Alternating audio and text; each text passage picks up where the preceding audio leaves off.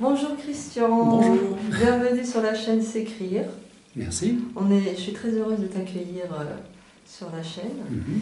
Et je t'ai invité parce que je voulais connaître ton parcours, parce que tu as quand même eu un parcours très intéressant. Merci. Et pour moi, il est inspirant dans le sens où quand la première fois je t'ai rencontré, que tu en avais parlé, je me suis dit c'est génial parce que ça veut dire qu'on peut réussir malgré les événements de la vie de tous les jours. Tout à fait. Donc justement, déjà, je voulais que tu présentes ton activité. Alors, pour faire simple, effectivement, j'ai plus de 20 ans d'expérience dans l'entreprise, à des fonctions de manager, de cadre, commercial et marketing. Et après 20 ans d'activité intensive, je me suis posé la question du sens. Quel est le sens de tout ça? À quoi ça sert de se donner à fond comme ça dans un travail si au bout d'un moment, eh bien, le plaisir n'est plus au rendez-vous et si on a le sentiment de tourner en rond dans sa vie? Donc j'ai pris le temps de la réflexion et pendant 3 ans j'ai bâti mon projet. Et donc je me suis formé à différentes techniques d'accompagnement, donc le coaching, le Reiki, qui est une technique énergétique, l'hypnose ericksonienne, l'hypnose humaniste et l'hypnose spirituelle. Et là, depuis quelques années, je pratique la technique Lao Chi, qui est une autre technique énergétique et de guérison par les mains. D'accord. Donc voilà un peu le résumé de ce parcours.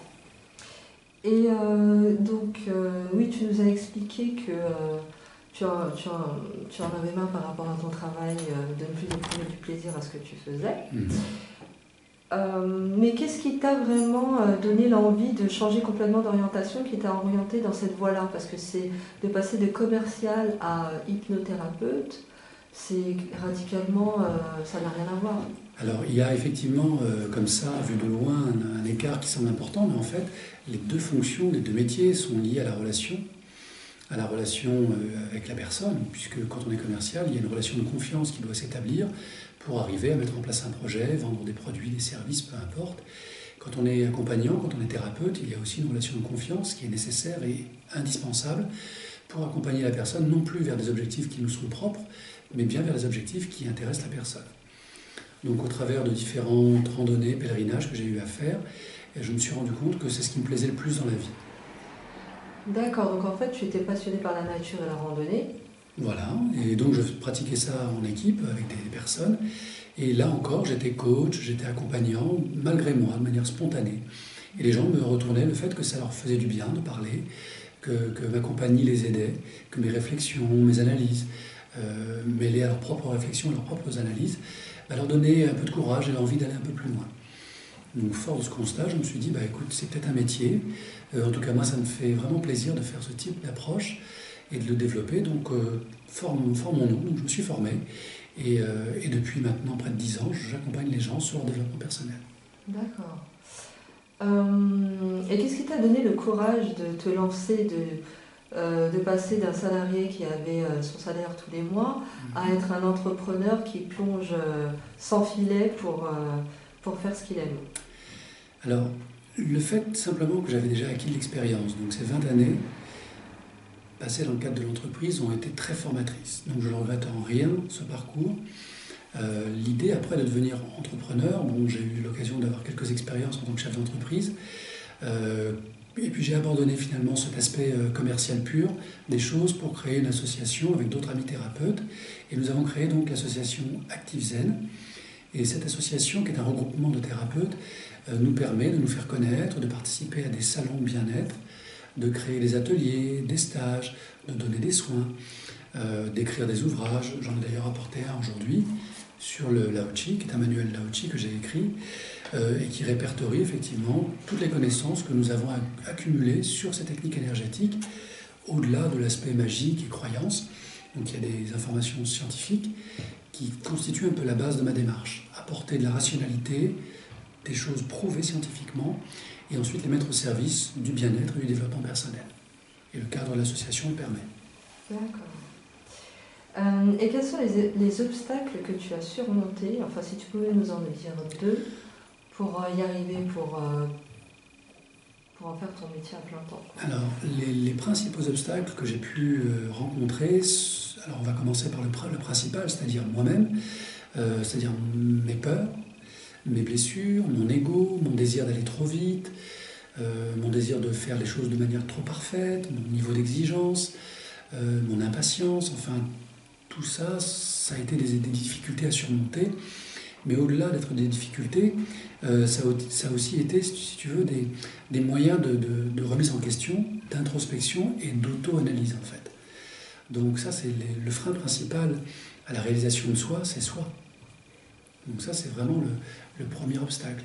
Le deuxième obstacle, ensuite, c'est les autres, c'est-à-dire les gens qui ne croient pas en ton projet, qui ne collaborent pas, ou te jalousent, ou des choses comme ça, et qui te retirent de l'énergie. Donc ça, c'est important aussi de savoir se préserver, d'aller vers des gens accompagnants, qui sont positifs et qui t'aident à construire ton projet. Donc si tu fais attention à ces deux polarités, toi-même et ta relation aux autres, bien, tu peux bénéficier d'une belle dynamique pour aller de l'avant. Et ensuite, l'univers et la vie est bien faite, les choses se mettent en place et les aides arrivent les unes après les autres. Et c'est vraiment ce que j'ai pu expérimenter depuis 10 ans et depuis, ce n'est que du bonheur. C'est génial. Et donc, quelles sont justement les qualités que tu as développées à travers cette expérience-là? Celles que j'avais peut-être avant et d'autres. Les principales qualités, donc l'endurance, la résistance à la frustration et au stress, la capacité de partager, donc d'échanger, d'être dans l'écoute aussi, et de capitaliser sur mes erreurs, de ne jamais m'arrêter, de me dire que chaque erreur, c'est une occasion d'apprendre et d'être meilleur la fois d'après.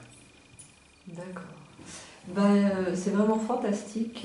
Moi, en t'écoutant, je me retrouve un peu dedans dans la partie, la première phase où j'ai des frustrations, j'ai envie d'aller vite.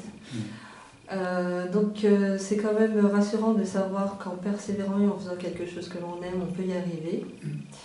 Donc je te remercie beaucoup, Christian, pour ton témoignage qui, je suis sûre, apportera beaucoup à d'autres personnes qui ont envie de se lancer. Je te dis un grand merci. Et si tu pouvais aussi rappeler donc, le nom de ta chaîne, comment on peut te contacter et tout ça. Donc là, c'est la partie commerciale, donc pub.